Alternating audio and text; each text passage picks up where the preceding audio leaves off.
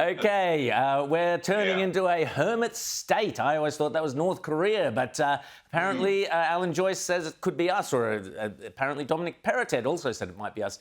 Is he right, Luke?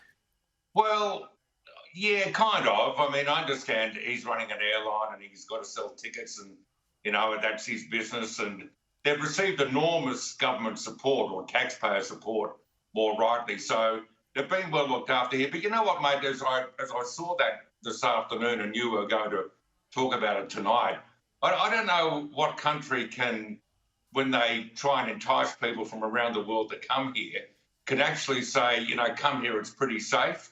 But one of the things that was said earlier was that Australia's done really well comparatively.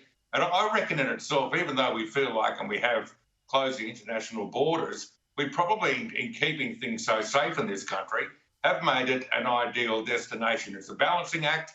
Government will decide when we can do that, or the health experts, so-called, will decide when we can do that. We can't remain locked up forever. That's obvious. But frankly, if you're an overseas tourist looking for an exotic place to travel, where you can see wonderful things like the Outsiders program, you'd come to Australia, wouldn't you? Well, you're right. It's a delicate balancing act because, of course, we could sell ourselves. Maybe Scott Morrison could organise a new tourism campaign. Lara Bingle, running on the beach, we're COVID-free, where the bloody hell are you? It'd be great fun. But then, of course, the danger is you open the borders and we know what will happen. Luke, as we've seen, New South Wales recorded 0 new cases of COVID-19 community transmission today. I like Gladys Berejiklian's comment that we must learn to live with this wretched bug, but she is still sticking with the restrictions announced yesterday. Now, you're the voice there. You've got the finger on the pulse of talkback radio. What's the public make of the restrictions in New South Wales? The overwhelming majority, as we've seen in state elections in places outside of Sydney immediately, the overwhelming majority of people want to see government go safety first. I mean, this isn't a full-on lockdown, so you can get about your day, get about your job, just about nothing much changes other than the wearing of a mask and the reduction of numbers, and it will have some impact, sadly, on events on Mother's Day, and that's a great shame. But it is, it feels not much different, does it, in Sydney town when there's something like this, because Gladys, rightly or wrongly, and it's been right so far, she stares this stuff down. But I think the people back Scott Morrison over India, I really do. That's clear in all the feedback I get. And we broadcast on the weekend into Brisbane and Melbourne, and wherever there have been lockdowns, with perhaps the exception of the long lockdown in Melbourne, people are pretty supportive of government and this idea of, keeping them so-called safe.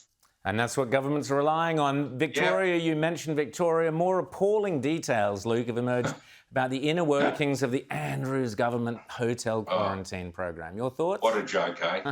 What a joke. The only thing we got out of the code inquiry, Rowan, is that we learnt that within the public service and senior Andrews government ministers, there's a contagion called amnesia. They all got it.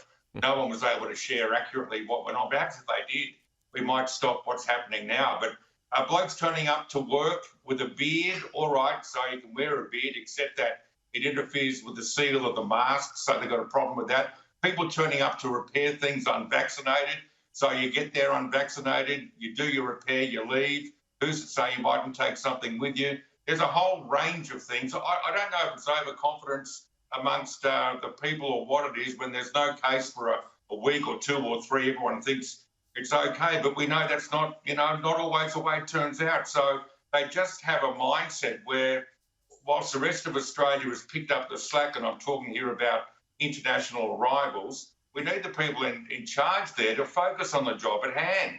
And there is no second chance. We've seen right there where they are how bad things can get. 800 people dying. Absolutely appalling. For goodness sake, get your act together.